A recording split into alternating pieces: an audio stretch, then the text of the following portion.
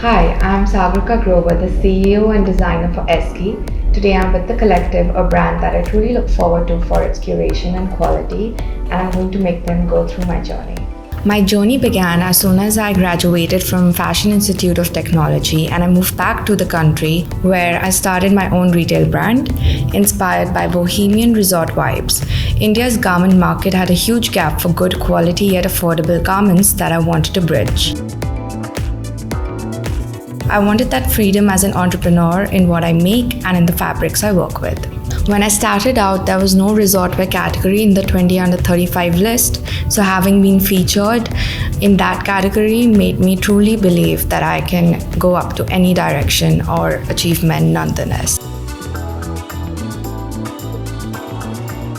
3 years in, and the brand was featured in the 20 under 35 category, which truly made me believe that the brand was something new and unique in the Indian market.